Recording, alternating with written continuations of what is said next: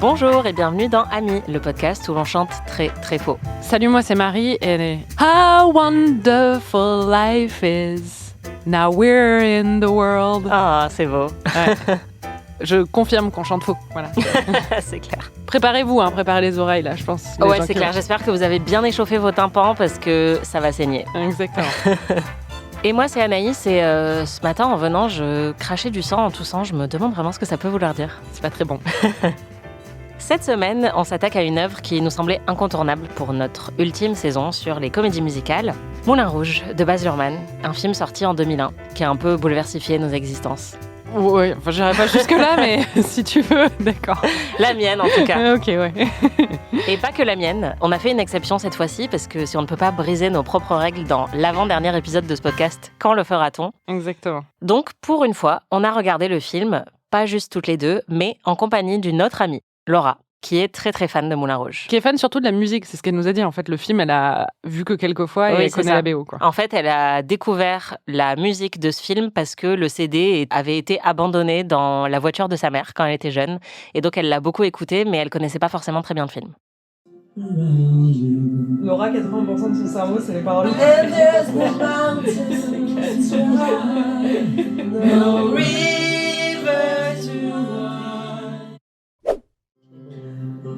Sat on the roof and I kicked out the bus. Well, some of these verses, well, they got me quite crossed. But the sun's been kind when I wrote this song. It's for people like you that I keep it turned on.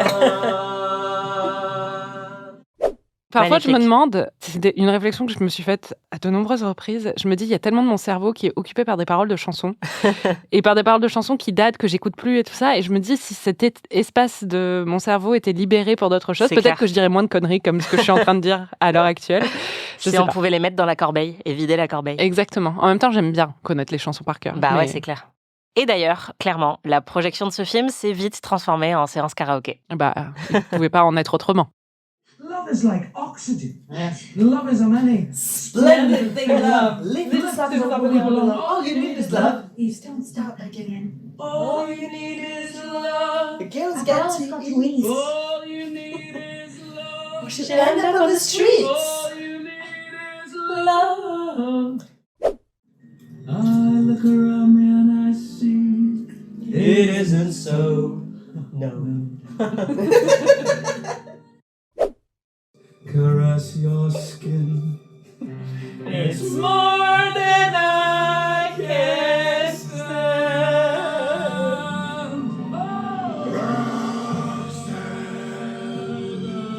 Là, il est trop bon.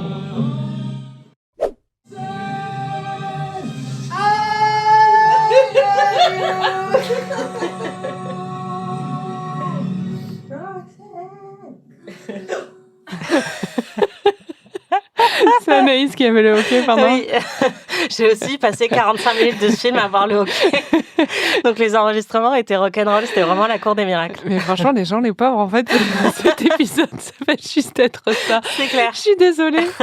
Pour les gens qui n'auraient jamais vu Moulin Rouge, les pauvres, Marie, est-ce que tu peux résumer ce film en 30 secondes ? Eh bien, Moulin Rouge, c'est l'histoire d'Ewan McGregor qui arrive à Paris au tournant du siècle et il veut être un artiste et il a jamais connu l'amour, le pauvre. Et il va très vite le connaître, évidemment, en la personne de Nicole Kidman, qui est une courtisane, qui est la star du Moulin Rouge. Je fais un résumé très fidèle. Ouais, grave. J'ai pas préparé de blague, donc je raconte juste. Et qui s'appelle Satine, voilà. Évidemment. On dirait une marque de collants, mais... Exactement, et qui... c'est bien, tu fais les blagues pour moi. Et qui tousse du sang, donc bon, tu te doutes qu'elle va pas faire long feu. Mais voilà, et bon, elle doit être vendue à un mec, et en fait, elle tombe amoureuse d'Ewan McGregor, qui est pauvre, et du coup, c'est leur histoire d'amour maudit. Classic shit. Exactement. C'était une œuvre assez phare de notre adolescence, puisqu'on l'a toutes les deux vue au moment de sa sortie. Oui. Et on l'avait pas forcément revue depuis. Non. 20 ans plus tard, ou plus de 20 ans plus tard, quelle est ton appréciation de ce film, Marie ? Je dirais que j'étais vraiment assez stupéfaite pendant les 20 premières minutes où je me suis dit, waouh, c'est vraiment un enfer. And the Bohemians had a show. Mais ça n'en finit jamais en fait. Ah non, c'est la fête. C'était Oh là là.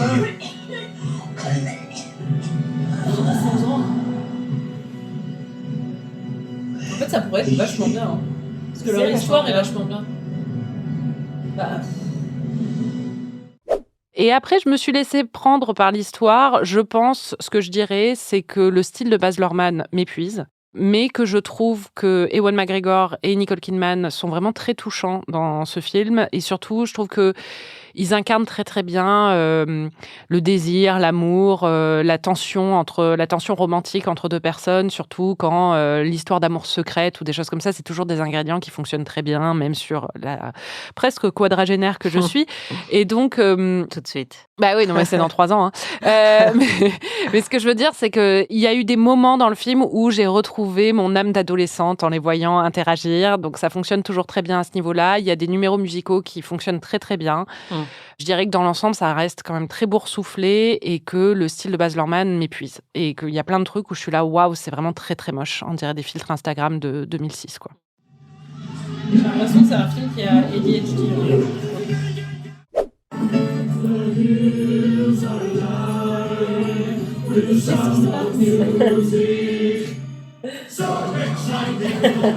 J'adore.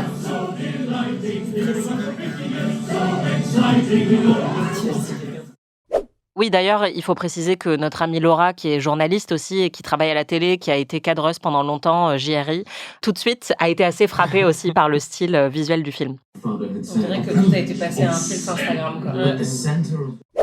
Tout le temps décadré.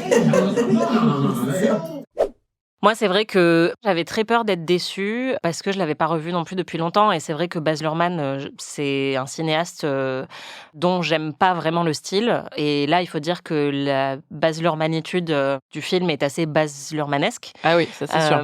Mais j'ai adoré et j'étais assez satisfaite de me dire que c'est toujours pour moi un suprême banger en fait. Je saurais vraiment pas dire si je l'aimerais autant si je le découvrais pour la première fois aujourd'hui. Je pense qu'il y a une partie qui est vraiment oui, de la nostalgie, voilà, dans mon ADN maintenant, qu'on connaît la musique par cœur, qu'on trouve toutes les deux, Ewan McGregor et Nicole Kidman, très beaux dans le film, et que donc ça fonctionne très bien. Mais en fait, il y a les éléments dont je savais que j'allais les aimer, donc notamment la musique et les deux acteurs principaux, mais les éléments sur lesquels j'avais un doute, en fait, m'ont aussi beaucoup plu. Et notamment toute l'extravagance de Baz Luhrmann, que j'aime pas d'habitude. Là, je trouve que ça fonctionne super bien. Je me souvenais plus que c'était aussi drôle et qu'il y avait vraiment des moments de camp, limite un peu poète-poète, mais qui m'ont beaucoup fait rire. Oui, moi, ça me passe un peu au-dessus, ça. Ouais. Et notamment quand il jette un pistolet en l'air et on voit le pistolet géant qui se cogne contre la tour Eiffel et ça fait ding. Enfin, il y a plein de moments comme ça que j'avais oubliés mais qui m'ont beaucoup plu. Donc ouais, en fait, ce film reste dans mon panthéon toutes ces années plus tard. On va l'entendre d'ailleurs. It's a little bit funny. J'ai peur qu'on ne s'entende pas dans le... Anaïs a des frissons. Bon, on va rentrer un petit peu dans l'histoire. Il s'agit d'un récit dans le récit dans le récit, puisque l'histoire nous est narrée par le personnage de Ewan McGregor, Christian, et dans l'histoire qu'il nous raconte, il va mettre en scène une histoire dans laquelle il rejoue sa vraie histoire d'amour avec Satine, sauf que là, il se fait passer pour un chanteur de sitar, donc bref. Comment est-ce que tu le décrirais ? Il est très naïf. D'ailleurs, il y a des moments où je trouvais que Ewan McGregor presque jouait mal parce que il est un peu, il a un air bené en fait par moment, mais c'est totalement le personnage. C'est-à-dire que c'est un personnage qui découvre l'amour pour la première fois et qui est émerveillé. Et qui est très jeune, je pense. Oui, très jeune. Ça doit être, il doit avoir la vingtaine, quoi, dans le oui, film. Oui, et puis il débarque un peu, quoi. Il arrive à Paris, il découvre un peu tout, et il a un côté vraiment incrédule. Donc il est très touchant. Et puis bon, c'est Ewan McGregor, donc il est très très très mignon. Il est très touchant. Voilà. Il vit à Paris, effectivement. Il a emménagé à Paris depuis Londres contre les souhaits de son père qui trouve qu'il est totalement ridicule, mais il veut participer à la révolution bohème qui est en train d'avoir lieu à Paris, à Montmartre. Et il se lie d'amitié avec une troupe de bohémiens. Dont Toulouse-Lautrec. Et voilà. Dont aussi Satie, en fait. J'avais pas relevé ça à l'époque, mais il y a Satie parmi les... C'est celui qui a une écharpe tricotée main ? Peut-être. Et qui joue du piano avec ses pieds ? Oui, j'imagine. Ça doit être ça. Je sais qu'à un moment, il y a juste le nom qui a été dit dans une conversation et il s'adresse à quelqu'un, j'étais d'accord. C'est vrai qu'on l'imagine pas comme ça, mais Toulouse-Lautrec non plus. Non, mais je pense qu'il y a des petites libertés qui sont prises avec la réalité historique. Cette troupe est en train de monter un spectacle sur les idéaux bohèmes, donc l'amour, la liberté, la beauté, etc. Et ils veulent faire financer leur troupe par le patron du Moulin Rouge. Et donc, Ewan McGregor va se joindre à leur troupe. Oui, parce que le scénariste d'origine est narcoleptique et qu'ils ont besoin qu'il soit remplacé. Voilà, un Argentin inconscient, comme il est présenté dans le film. Il va intégrer leur troupe, commencer à travailler avec eux sur la pièce. Et c'est comme ça qu'il va tomber amoureux de Satine, qu'il va rencontrer au Moulin Rouge. C'est ça. Satine, qui est jouée par Nicole Kidman. Comment tu la décrirais ? Elle est magnifique, parce que c'est Nicole Kidman vraiment à son top. Je dis pas, elle est toujours très belle, Nicole Kidman et tout ça, mais on a beaucoup parlé aussi du Botox après, du visage de Nicole Kidman et de la façon dont il a évolué au fil des années. Là, c'était vraiment le sommet de Nicole Kidman au niveau cinéma. C'était la même période que Eyes Wide Shut. Donc exactement, c'est là où elle est devenue vraiment une méga star, en fait, et elle est sublimissime dans ce rôle. J'étais surprise au début parce que je me souvenais pas du tout d'elle comme... en fait, au tout début, quand on la rencontre, c'est une courtisane très effusive et très un peu idiote qui séduit et qui elle fait très cocotte, ce qui est le principe du personnage, mais moi je me souvenais d'un personnage beaucoup plus mystérieux et plus discret, ce qu'elle devient ensuite par la suite, une fois qu'elle elle dépasse justement cette première impression, quoi. Et ce qui est aussi, je pense, devenu l'image principale qu'on a de Nicole Kidman maintenant, parce que c'est beaucoup ça qu'elle joue. Oui, c'est ça, la froideur en général, ouais. La distance, enfin, elle a un physique qui est un peu qui difficile à lire, voilà. ouais. Alors, la physique s'y prête vachement bien. Ouais, c'est ça. Mais c'est vrai que dans ce film-là, j'ai trouvé ça très plaisant de la voir justement avoir beaucoup d'humour. Oui, mais moi, j'étais incarner un rôle dans lequel elle s'amuse vraiment. Et elle est parfois exubérante. Ouais. Et c'est très très chouette en fait de la voir comme ça. J'arrive pas à me souvenir d'autres rôles. Un petit peu dans le truc de Gus Van Sant où elle présente la météo, elle était pas un petit peu... C'est un de ses premiers rôles. Mais dans le film Being the Ricardos, qui est plus récent, de Aaron Sorkin, il me semble, elle joue beaucoup plus aussi sur la veine humoristique. Mais c'est vrai qu'on la connaît beaucoup plus pour des rôles hyper mystérieux et froids et un peu sulfureux ou sensuels, quoi. Oui, bah oui.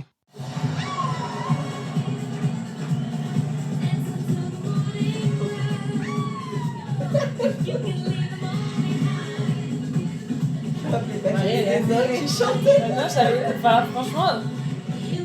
That seemed to go well. Incredible. C'était fou parce que quand j'étais jeune, je trouvais ça bien, quoi. Ah ouais. Moi, personnellement, j'étais totalement conquise par Nicole Kidman.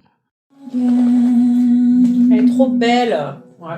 One day I'll fly away.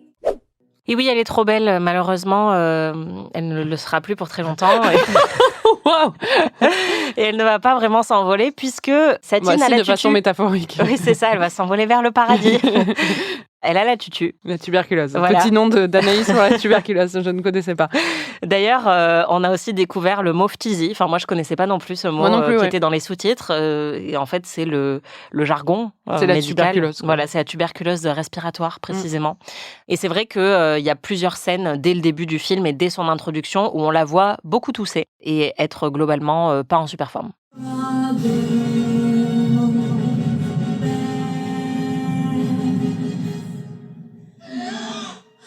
Voilà. C'est vrai ça. Elle va tomber. Elle est là vraiment morte. Don't know that Duke's gonna get his money's worth tonight. Don't be unkind, Amy.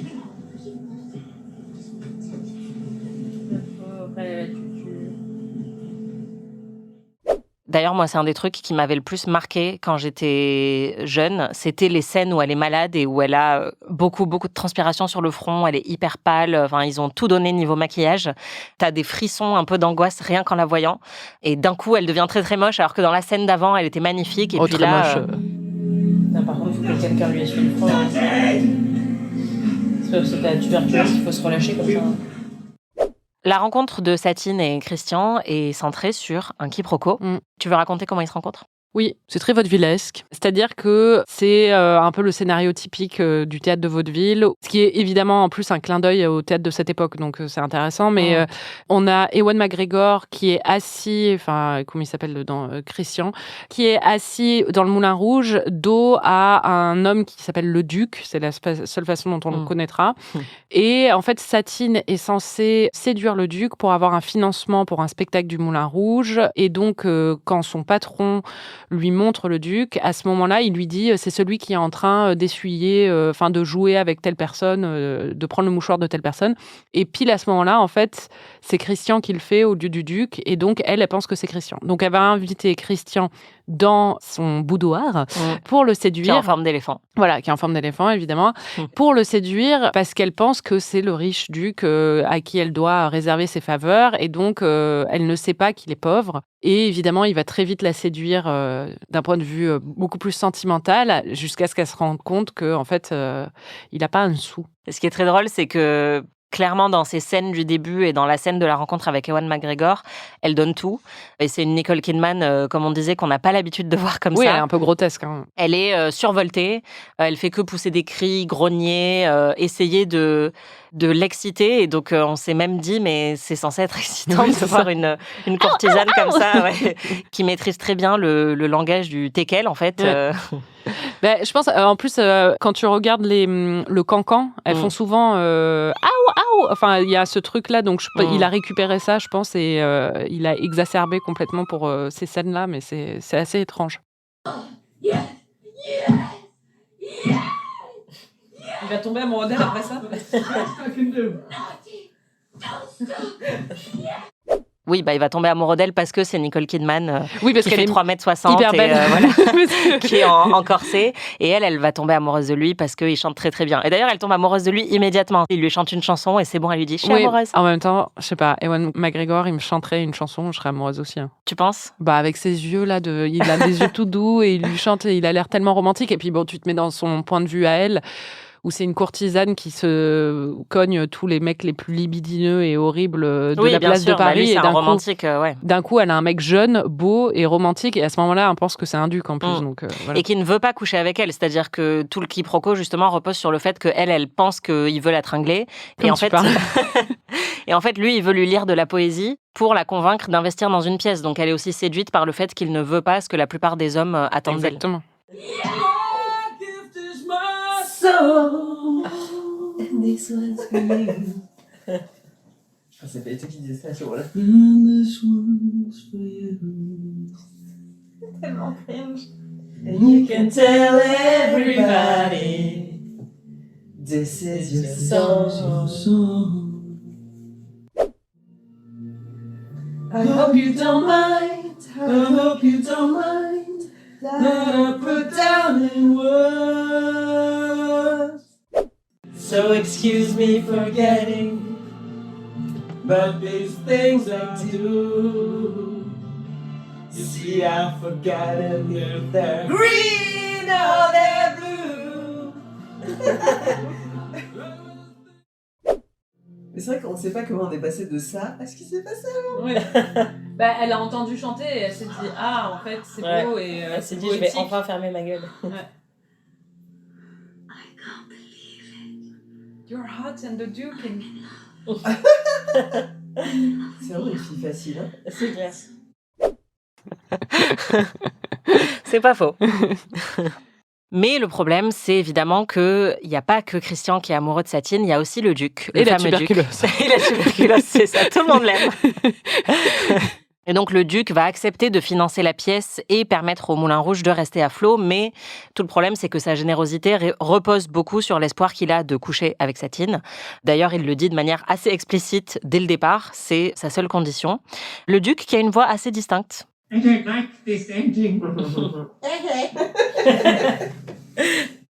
Et ce qui nous a beaucoup amusé aussi, c'est sa manière de prononcer le mot Maharaja, puisque visiblement le D de Maharaja est silencieux en anglais, et ça nous a beaucoup amusé. Oui, parce qu'il faut dire que dans la pièce qu'ils écrivent, il y a un Maharaja, sinon on se demande un peu ce qui se passe. Choosing the Maharaja. And without the lover's secret On song. s'en lâche pas de l'entendre dire Maharaja. It will be rehearsed in the morning. Maharaja. You're a rush.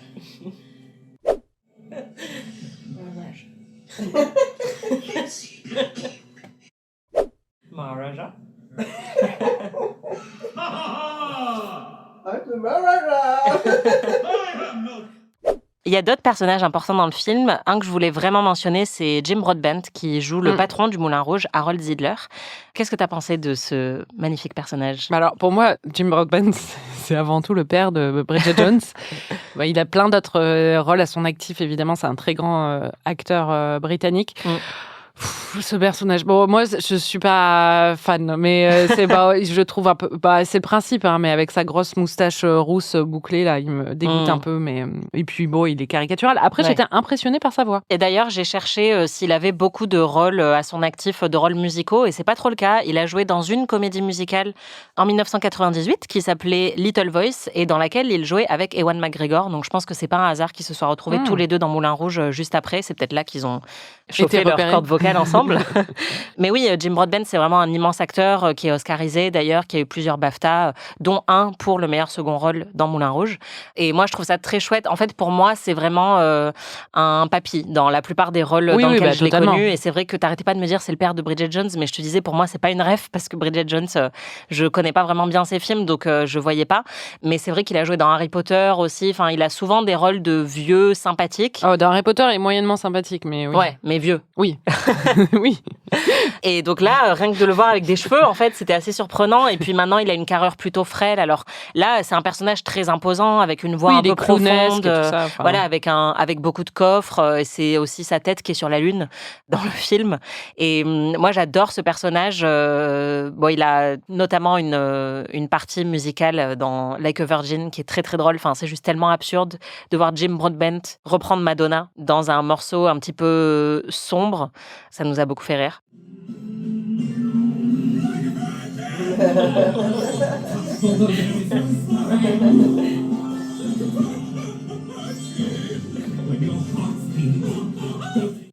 Et en fait, ce que j'aime beaucoup avec son personnage, c'est que clairement, ce film, comme beaucoup de comédies musicales, parle un peu de la tension entre le cynisme et le fait de s'autoriser à rêver, à être romantique, etc. Et lui, c'est vraiment le personnage qui fait le pont entre les deux, c'est-à-dire que c'est un pragmatique, c'est le patron du Moulin Rouge, mais du coup, c'est aussi un créatif. Et c'est lui qui dit plusieurs fois à Satine, « The show must go on ». Enfin, en gros, il faut être prêt à tout pour faire perdurer le show business. Mais en même temps, il est très touché par l'histoire d'amour entre Christian et Satine. Donc, c'est vraiment le personnage qui nous permet de comprendre un peu les deux points de vue opposés du film. Et puis, il y a aussi le fameux Toulouse. Oui. Toulouse-Lautrec. Un hommage à ta ville. Exactement, qui était originaire, enfin le vrai Toulouse-Lautrec, originaire du Sud-Ouest, alcoolique notoire. Oui. En plus d'être artiste, puisque il est principalement connu pour avoir peint beaucoup de scènes au Moulin Rouge et sur la vie bohème de l'époque à Montmartre. Mais il buvait beaucoup et d'ailleurs... Beaucoup d'absinthe. Ouais, voilà. Enfin, c'est la fée verte dedans, c'est Kylie Minogue, je l'avais dit dans l'intro, mais c'est très important. Et ouais, Toulouse-Lautrec buvait énormément et le film se déroule en 1899 et le vrai Toulouse-Lautrec est mort en 1901, à la trentaine. Donc clairement, là, le film se passe aussi au moment où il va déjà pas très bien. Et d'ailleurs, il y a un moment où il est juste en train de pleurer et de boire et ta réflexion à ce moment-là m'a beaucoup fait rire. Pourquoi il est triste ? Parce qu'il est amoureux d'elle aussi ? Non, il est juste alcoolo. C'est vrai que dans ce film, ce qui est particulier, c'est qu'il est visiblement latino, sud-américain. J'ai pensé mexicain pendant le visionnage. Oui, enfin en tout cas, il est joué par John Leguizamo, qui est un acteur latino, qui est colombien spécifiquement, mais oui, c'est un peu surprenant de voir John Leguizamo jouer Toulouse-Lautrec. Ça nous a beaucoup fait rire pendant le film. Mais pourquoi Toulouse-Lautrec dans ce film, il est mexicain en fait ? Mais merci, c'est débile ce que je vous dis, il a un accent bizarre. Ok, amigo. Cabrón. No me chingas.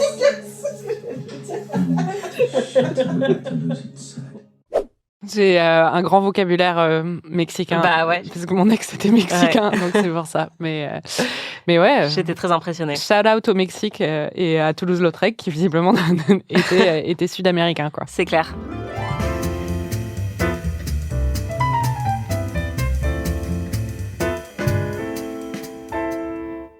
Il faut évidemment qu'on parle de la musique de ce film.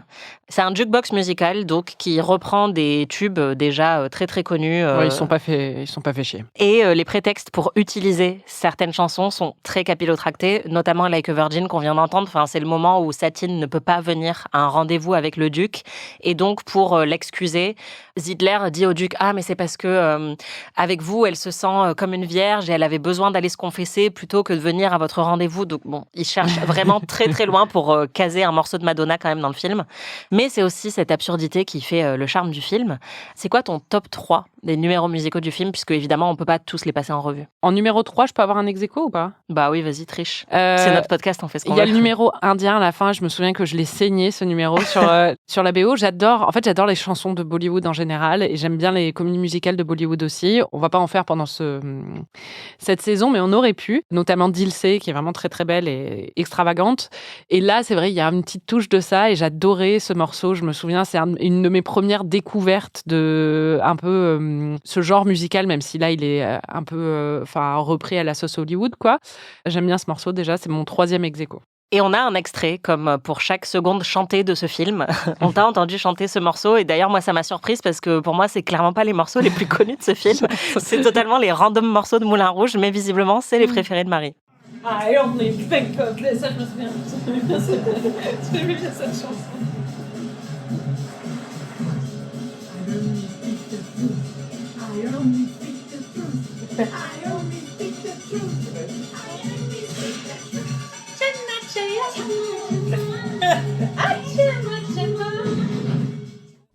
Et donc, ex-aequo, celui-là, avec lequel? Avec, comment ça s'appelle, celui qui lui chante, où c'est leur déclaration d'amour, il dit si je te chante ça pendant... Comme What May. Ah, ça c'est trop beau. Comme What May. Voilà. Et oui. Ça, c'est mon 3 ex-aequo. Et Okay. toi? Moi, mon 3e, c'est Your Song, qu'on a entendu un peu plus tôt, qui est la première chanson. Même pas dans mon top 3. Ouais. Waouh. Chena et avant. Ouais, c'est clair. En fait, moi, les morceaux que chante Ewan McGregor, je trouve qu'il a une si belle voix. C'est vrai qu'il a une très belle voix. Ouais, que vraiment j'adore. Et puis bon, j'aime aussi beaucoup le morceau original. Mais ouais, je pense que quand je réécoute la BO, Your Song, c'est mon premier arrêt. Comme What May, je la trouve hyper émouvante et il a une très belle voix aussi dessus. Donc voilà. Numéro 2. Roxane. J'adore Roxane. Nice. Vraiment, ça aussi c'est une de celles que j'ai le plus saigné. Elle est vraiment très très bien, quoi. Pour moi, c'est pas mon préféré. J'aime pas trop la réécouter en fait, mais c'est un des morceaux les plus emblématiques du film. Aussi parce que c'est chanté par un homme qui a une voix très différente de celle de Sting. Oui, c'est vrai. Mais moi, j'adore vraiment. Façon tango et tout ça. Je sais pas. Moi, j'aime bien faire un petit tour du monde, musical à travers Moulin Rouge. Je découvre ça. C'est vrai que c'est assez exotique comme film au final. Mais oui, en vrai, j'ai pris beaucoup de plaisir là à le revoir avec toi et en vrai, c'est vrai que c'est un très très bon morceau. She had gone to the tower to save us all. Roxanne! For our part. Je crois que j'ai découvert Sting après. T'étais là, mais il a repris mon Et ouais, mais vraiment.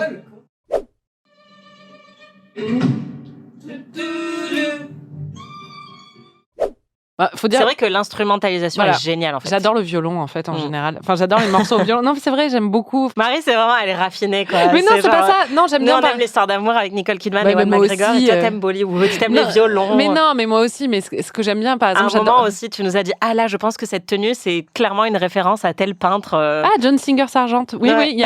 C'est quand elle le retrouve quand elle retrouve le duc pour se prostituer. Elle a une robe noire et elle est coiffée aussi d'une manière qui rappelle beaucoup à un tableau de John Singer Sargent qui est exposé en ce moment au musée d'Orsay et qui était un peintre justement américain mais qui peignait la vie parisienne du tournant du siècle.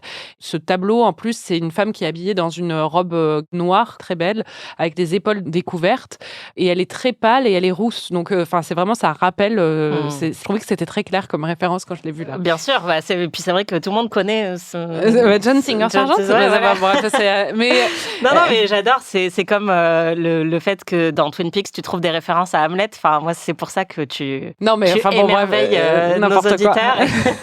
T'es là pour nous faire les références intellectuelles de ce podcast. Oui, bien sûr. Alors que moi, je connais pas Sting. Oui, n'importe quoi. Mais non, j'aime beaucoup les violons. Non, mais j'aime bien la musique klezmer, par exemple, ou des choses comme ça. Et du coup... La musique quoi? Non, mais la musique klezmer, c'est la musique juive d'Europe de l'Est. Ou la musique tzigane et tout ça. Et ça fait... Là, c'est un tango, mais le violon rappelle un peu ça. Donc, j'aime beaucoup. Et puis, j'aime bien la voix du mec. Non, c'est vrai que en fait, c'est un des grands plaisirs j'adore de ce film, c'est qu'ils se font vraiment plaisir sur les arrangements de toutes les reprises qu'ils font et tous les medleys et tous les mélanges un peu absurdes de genres musicaux. Et c'est vrai que Roxanne, c'est une très très belle interprétation de... Enfin, je préfère cette version, je pense, que celle de Sting, en fait, de The Police. Oui, moi aussi. De toute façon, la police. Et Cab. Exactement. N'importe quoi. Ok, toi, numéro 2, Roxanne. Moi, mon numéro 2, c'est Come What May, qui était ton numéro 3. Il y a un autre numéro qui est assez emblématique et je pense que c'est le seul morceau qui sera mentionné dans 2 épisodes différents de cette saison. C'est Sparkling Diamond qui reprend en fait Diamonds Are a Girl's Best Friend de Marilyn Monroe dans Les Hommes préfèrent les blondes. Exactement. C'est le numéro où on découvre Satine. En fait, elle descend sur une balançoire au milieu du Moulin Rouge. Elle est magnifique. Elle est dans un corset un peu noir et gris avec des petits brillants. Est-ce que tu crois que du coup il y a un lien avec un éléphant qui se balance? Non, je pense pas. Tu vois, ton cerveau aussi. Tu vois, moi j'ai des rêves aussi hyper pointus, quoi. Mais enfin bon, bref, elle descend et elle commence a cappella le morceau et elle reprend après le morceau de Marilyn Monroe et ensuite c'est mêlé à Material Girl de Madonna qui elle-même en fait dans son clip reprenait l'esthétique et les références esthétiques du morceau de Marilyn Monroe aussi dans le film. Donc elle avait la même robe et tout ça. Inceptionné. Exactement. Et ça fonctionne bien. Je me souviens qu'à l'époque j'adorais ce morceau parce que mais je trouve qu'aujourd'hui moins c'est trop ça me fatigue. Moi je l'aime bien, je trouve que déjà c'est pas évident en fait de reprendre justement quelque chose d'aussi emblématique que le morceau de Marilyn Monroe et qu'ils arrivent à se l'approprier et en faire quelque chose qui est différent, c'est-à-dire qu'il n'y a pas les codes roses par exemple qu'on peut voir dans beaucoup d'autres reprises qu'il y a eu. Et il y a un plan notamment, en fait, elle arrête pas d'être portée par une foule d'hommes et de faire son numéro. Et il y a un moment où elle est filmée vraiment en God's Eye, donc avec la caméra qui la surplombe. Et elle est étendue sur une marée d'hommes avec des chapeaux haute forme. Et c'est un peu la Calicie du Moulin Rouge. Oui, j'allais dire. Et ce plan est très très beau.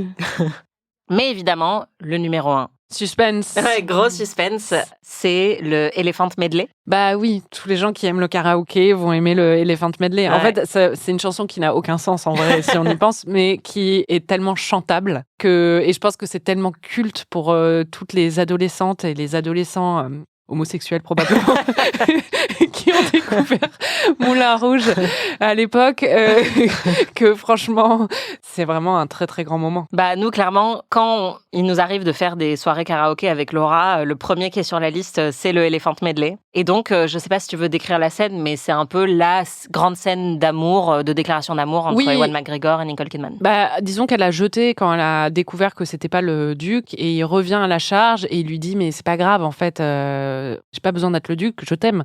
Et donc c'est vraiment l'amour contre l'argent, le romantisme contre le cynisme. Exactement. Si on veut trouver une signification philosophique. Il y en a une. Non mais bien sûr.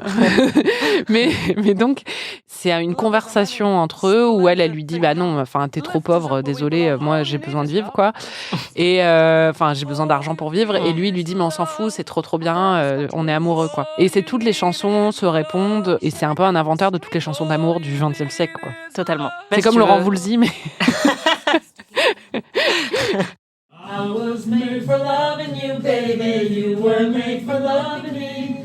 The only way of loving me, baby, is to pay a lovely fee. Just one night, just one night. There's no way, 'cause you can't pay. In the name of love, one night in the name of love.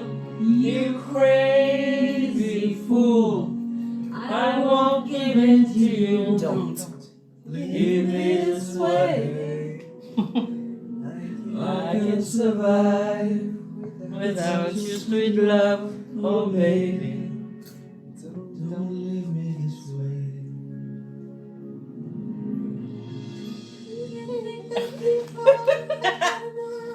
We'll sing our songs. On n'y est pas tout allé, hein. Clairement, il n'y a que les plus braves qui décident d'y aller sur la partie aiguë. Si vous pensez que c'est fini et que ça n'est pas fini. Non, on a inventé les harmonies fausses, en fait, pour ce podcast. Oui, et vous allez devoir subir encore un extrait de l'Elephant Medley. Ouais.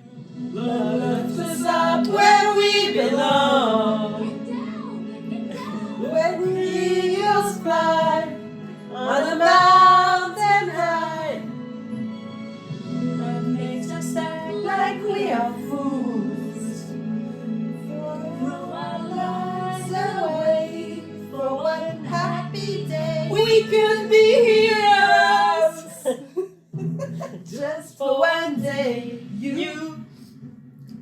You and me. No. I. And I'll drink all the time. We could be lovers. We can't do that. We could be heroes. Just because Il a tient longtemps. love you.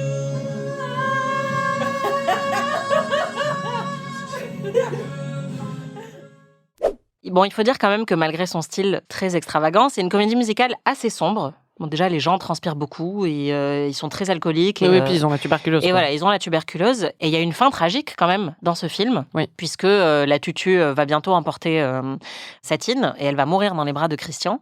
Et en plus, ils vont devoir se déchirer parce qu'il y a le duc au milieu, tout ça.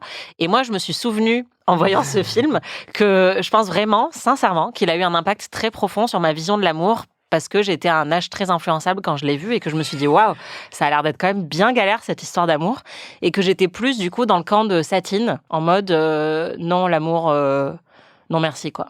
Thank you for curing me of my ridiculous obsession with love. Oh. C'est pour ça que j'ai vu ça, j'avais 10 ans, je me suis dit je tomberai jamais amoureuse. C'est horrible. Bah, c'est vrai qu'il y a beaucoup de complications et notamment le fait que pendant qu'il joue ce spectacle ou qu'il répète ce spectacle, qu'il les met en scène tous les deux, Christian et Satine, ils s'inventent une histoire d'amour dans le spectacle et le duc assiste à tout ça aux répétitions et n'a pas l'air visiblement de comprendre qu'ils sont en train de se kiffer sous ses yeux. Non, il est complètement con. Jusqu'au moment où c'est une autre actrice, une autre courtisane qui va dire au duc, qui va lui donner un petit indice. Oui. Ouais, elle lui dit carrément. Hein. Et puis, il y a aussi le fait que Christian, à un moment, pète les plombs. Le duc dit, mais je comprends pas pourquoi la courtisane finit pas avec le Maharaja à la fin. Et là, Christian lui dit, mais parce qu'elle ne vous aime pas. Au lieu de dire parce qu'elle n'aime pas le Maharaja. Oui, bon, ils sont tous cons. Ouais. Pendant cette séquence, Marie était vraiment choquef. Ah ouais? Ouais. À ce point? Why shouldn't the courtesan choose the Maharaja? Because she doesn't love you! Non. Qu'il est bête. Oh là là, mais qu'il est bête, c'est pas possible. Oh non. Him. She doesn't Oh mais love, qu'il doesn't est love him. bête. Clairement, plus le film avançait, plus ton investissement était bah oui, profond dans ce non, film. mais totalement. J'étais ravie. C'est vrai qu'au début, tu étais un peu... dubitative, mais il y avait aussi pas mal de choses dont tu te souvenais pas. Et il y avait des éléments de la fin dont tu te souvenais pas. Donc, c'était chouette de devoir être surprise par certains rebondissements. Et notamment le rebondissement d'après, qui est que le duc, comme il découvre que Christian est amoureux de Satine, décide de tuer Christian. Et donc, pour le protéger, et aussi pour protéger l'avenir financier du Moulin Rouge, Satine se décide à rompre avec Christian pour l'éloigner. Et évidemment, c'est très triste. Unless he believes you don't love him. Oh mais non, c'est trop triste. You're a great actress, Satine. C'est débile. Make him believe you don't Mais non, love va him. vivre à la campagne avec lui pour tes 2 dernières semaines, c'est bon. No. Use your talent to save him. Hurt him.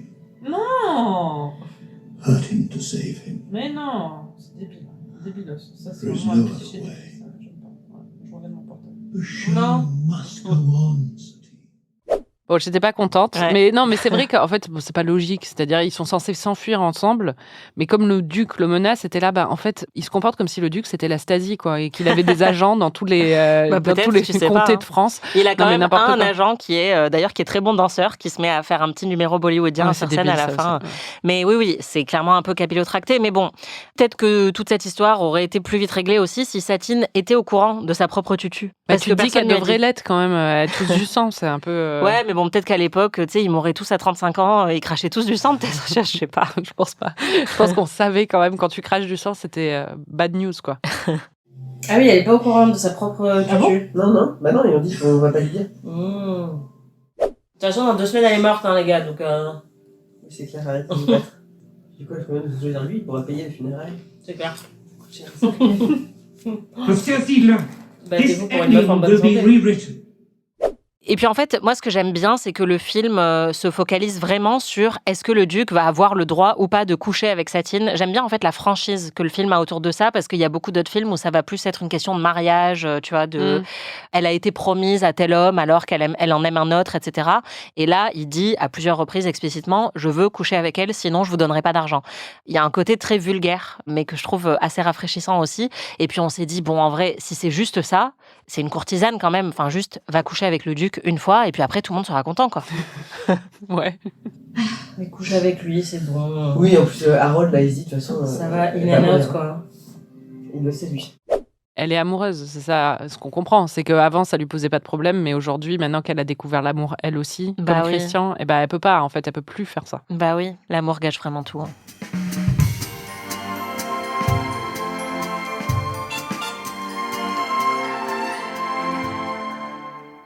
À la fin, donc, Sabine.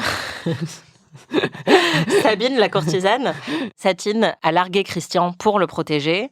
Donc, ils sont séparés et ils sont tous les deux très, très tristes. Mais ils se retrouvent lors de la première du spectacle qu'ils organisent depuis le début. Christian se retrouve sur scène. Ça, je m'en souvenais. Ouais. Et ça, vous en souveniez pas? Non, c'est vrai. Puisque l'Argentin narcoleptique s'endort en plein milieu de la représentation. Et Christian, qui avait décidé de passer faire un tour au Moulin Rouge pour dire à Satine qu'il était vraiment pas content qu'ils se soient séparés, se retrouve propulsé sur scène. Il fait un peu connard toxique à ce moment-là, mais enfin bon. Ouais, en gros, il a rassemblé plein d'argent. Il a même vendu sa machine à écrire pour récupérer de l'argent et pour jeter cet argent à Satine en lui disant « Bah, t'es une prostituée, donc voilà, je te paye, merci d'avoir fait semblant d'être amoureuse de moi. » Ce qui est vraiment nul. Ouais. Mais donc, tout ça se produit sur scène pendant la pièce, ce qui fait que c'est un spectacle très, très intense. Moi, je serais dans ça, je serais là, waouh. Ouais. Ah, dis donc, c'est hyper intense, ce show, ça marche hyper bien. Tu vas tranquillou voir une pièce de théâtre et d'un coup, il se passe des trucs, mais complètement fous. Ils règlent leur compte sur scène. Il y a quelqu'un qui meurt sur scène, en fait. C'est clair. T'as le mécène aussi qui intervient et qui commence à les menacer avec un pistolet. Enfin, rien ne va plus. C'est très dramatique. Et évidemment, Satine, au moment où Ewan McGregor l'a globalement humiliée sur scène, se dit qu'en fait, elle l'aime beaucoup. Oui. Et au moment où il est en train de partir et de lui tourner le dos, elle chante la chanson qui était censée être un peu un signe de leur amour à tous les deux. Comme What Me. Voilà. Comme What Me. Et c'est magnifique. Every day I'm loving you more and more. Listen to my heart. Can you hear it sing? Come back to me and forgive everything. Et d'ailleurs, c'était très drôle parce que t'étais assise entre moi et Laura. Et en fait, pendant cette séquence finale où ils chantent comme What Me l'un avec l'autre, tu t'es tournée vers Laura qui était en pleurs. Et ensuite, tu t'es tournée vers moi qui était en pleurs aussi. Et toi, tu pleurais pas et t'étais un peu catastrophée par la scène dont tu as été témoin.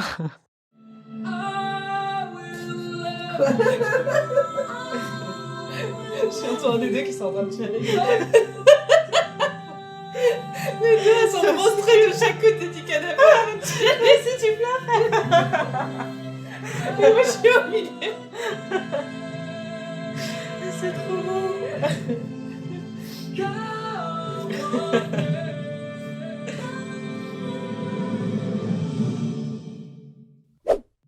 C'est vrai qu'il a une belle voix. Hein. Ah mais oui. Ouais, vraiment. Ce numéro est magnifique. C'est tellement beau. Bon voilà, et après elle meurt sur scène. Exactement, il est très triste et il écrit leur histoire. Il rachète sa machine à écrire, visiblement. Il récupère les billets qu'il lui avait jetés.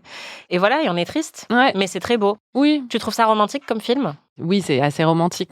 Non, mais bon, si ça, c'est pas romantique, enfin, c'est un cliché du romantisme, tu vois, mais c'est romantique. Oui, mais en fait, ce que je me suis dit, c'est qu'il fallait prendre les acteurs, la plupart des numéros musicaux, l'histoire, et juste le faire réaliser par quelqu'un d'autre. Moi, je trouve qu'il est parfait, ce film. Il est très bizarre, mais il est aussi très singulier. Ah, ça, c'est sûr. Dès l'ouverture, d'ailleurs, c'est-à-dire que l'ouverture du film, c'est aussi une mise en abîme où on entend les musiciens d'un orchestre qui s'accordent avec des rideaux de théâtre qui s'ouvrent. Enfin, je trouve que il y a quelque chose de tellement ambitieux et de barré et et de beau et de rigolo en même temps que, ouais, je trouve que il fallait qu'il soit fait comme ça.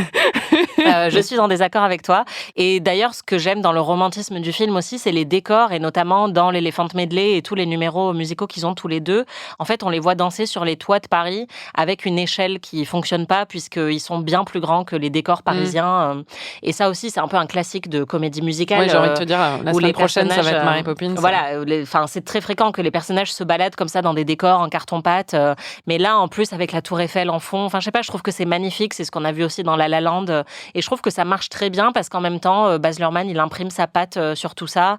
Et il y a des moments qui sont clairement too much. Il y a des seins en gélatine à un moment. Mais je sais pas, j'adore ça. J'ai oublié. C'est quand ils chantent Like a Virgin et t'as tous les danseurs qui oui. font un grand numéro dansé d'ailleurs, parce qu'il y a aussi beaucoup de danse dans ce film, et qui tiennent tous des plateaux de bouffe avec des seins en gélatine. Donc voilà, c'est un peu extra, mais on aime bien.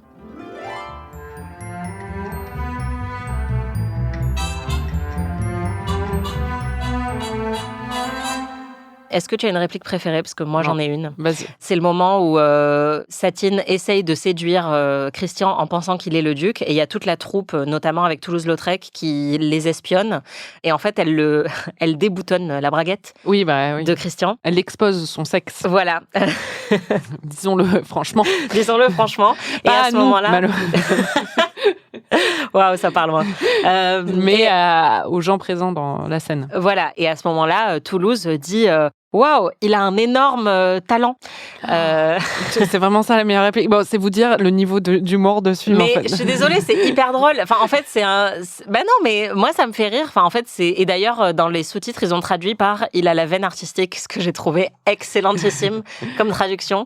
Non, en fait, moi, j'aime vraiment beaucoup et je pense que ça m'a un peu traumatisée quand j'étais jeune parce que j'avais vraiment 10 ans quand j'ai vu ce film. Mais en fait, c'est un film qui est très sexuel, mais qui ose y aller assez franchement pour un film d'époque aussi. Oui, bien sûr. Et je trouve ça assez chouette. Et oui, ça fait partie de ces moments un peu poète-poète, mais que moi, j'aime beaucoup. Mais c'est bien. Voilà, c'est ludique en fait. Mais oui, t'as ludique. raison. C'est vraiment... Non, mais si t'as raison. Marie, elle est là avec ses références aux peintres du tournant du siècle. Et moi, je suis là, ouais, poète, la braguette à Ewan McGregor. Non, pas du tout. Mais d'ailleurs, même dans les bruitages du film, il y a plein de bruitages. On croirait qu'on est dans un bêtisier de Noël, c'est-à-dire qu'il y a la petite trompette genre oui, oui, oui. Je sais pas comment le faire. C'était Amis, notre avant-dernier épisode d'Amis. Merci Marie. Merci Anaïs. Pour notre dernier épisode, on a décidé de revoir une grande comédie musicale que je connais très mal. Et cette comédie musicale, c'est Mary Poppins. Oui, qui est peut-être ma première grande histoire d'amour cinématographique. Wow. Et qui reste jusqu'à aujourd'hui un de mes films préférés. Quand j'étais petite, c'était mon film préféré. Alors que moi, je pense que j'en ai vu des bouts sur M6 un jour. D'accord, voilà, c'est magnifique. Tu vas voir. Merci tout le monde, bisous. Amis est un podcast d'Anaïs Bordage et Marie Telling, produit par Slate Podcast. Production éditoriale, prise de son et réalisation, Aurélie Rodriguez.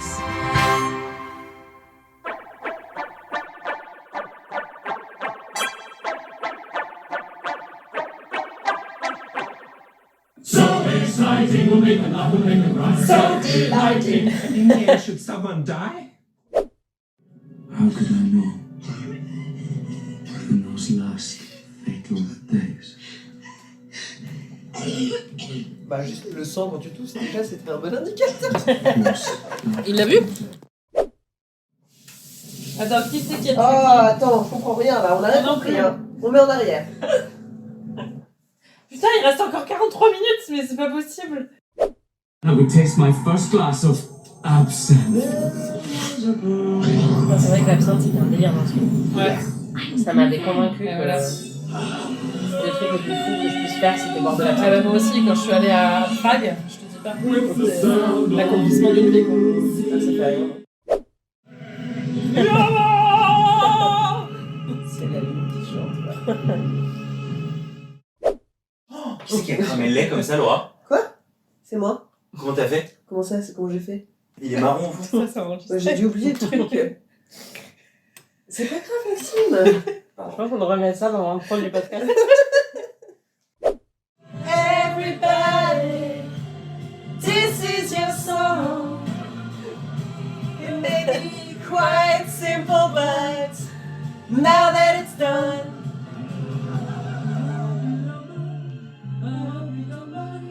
that I put down in words.